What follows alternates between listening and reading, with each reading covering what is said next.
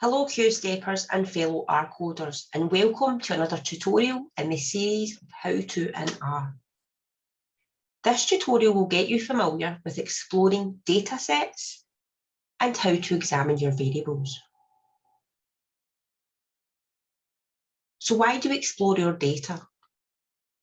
As social scientists, we need to investigate our data. We need to get to know our variables. By exploring our data, we can detect what a typical case looks like, any trends, problems, errors, or potential outliers before we carry out our statistical analysis. So we will start this tutorial on the assumption that we have cleaned our data, we have set the working directory and uploaded the clean dataset into R. You can check out other tutorials in this series on how to carry these out. Again, we will be using the latest release of the Scottish Index of Multiple Deprivation, published in 2020. You can find out more or download this data from gov.scot. We will examine the overall dataset, then move on to exploring variables. We will use a categorical and a numerical variable throughout to demonstrate the commands. To view the data, we can use the view command. This will open up the dataset in another R window. And you can scroll along to see the variables.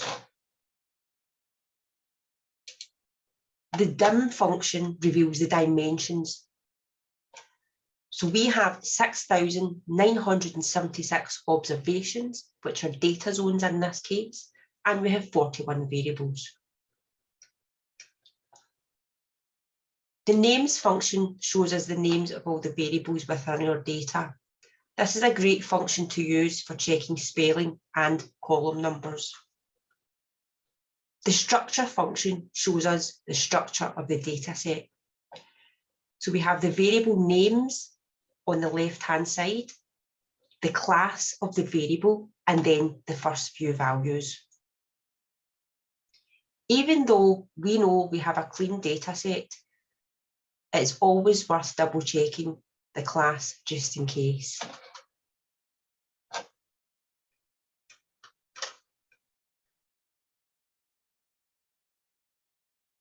However, we can quickly check the class of the variable using the class function. So here we will check the council area variable, which is a nominal variable stating which council area of Scotland a data zone is in. So when analysing variables, you must call up the data set that's in your global environment, followed by the $sign, then the variable name. So if we check this, we have factor, which is correct. Let's check the class of the numerical employment rate variable, which is the percentage of working aged adults in a data zone who are on welfare benefits as they cannot work due to illness or disability.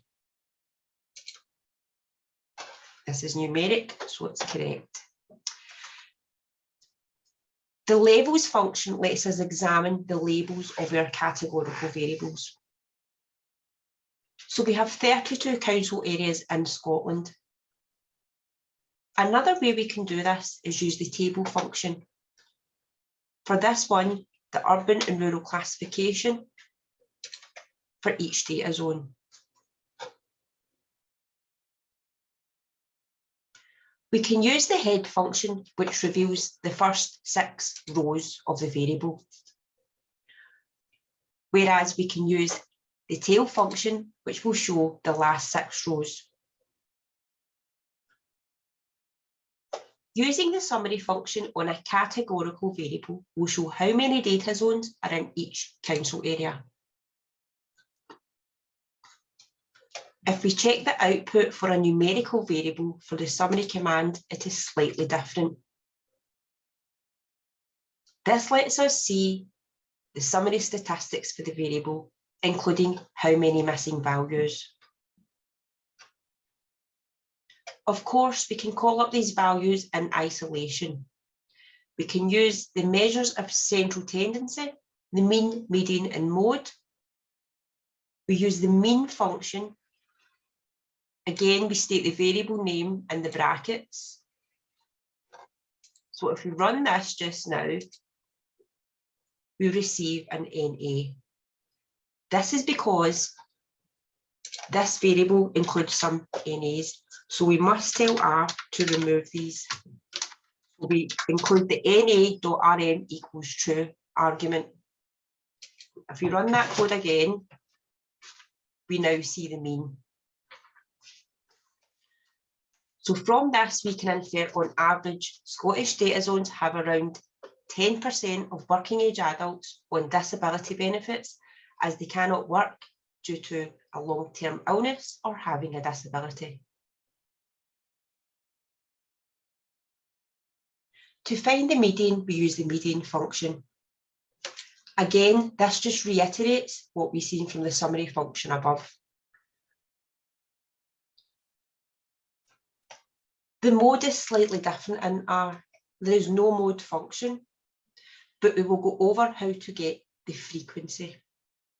To use the frequency, we must load the data package. We can then use the freq function, short for frequency. So this output gives us the amount of data zones in each council area, but also the percentage. So we can see that Glasgow has the highest value of data zones, therefore is the most frequent. This output also provides us with a graph, which in this case isn't that informative due to there being so many levels. Let's have a look at the output for the employment rate variable. So we know the minimum value is 0, while the maximum is 47.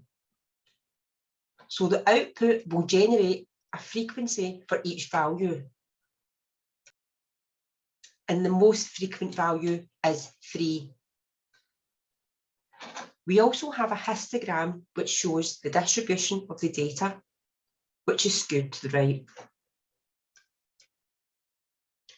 To analyse the measures of dispersion, to find the standard deviation, we use the SD function.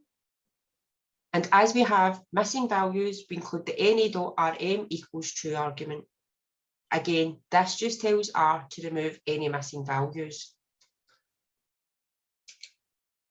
So we have a standard deviation of 7.1. Now we could just square this value to get the variance, but let's just use the VAR function, which is short for variance. To find the minimum value, we use the min function. For the maximum value, we use the max function. To find the range between the minimum and maximum, we can use the range function. Again, 0 and 47. To call up the quantiles, we can use the quantile function, showing the values for each quantile. And for the interquartile range, we use the IQR function. This will show us the range of the middle 50% of the data. So looking at the summary again, this is the value between the first quartile and the third quartile. Hopefully this tutorial has got you familiar with how to explore your overall data sets and start to explore your variables. So happy coding, Q-steppers, and remember to subscribe to your social media channels, and thank you for watching.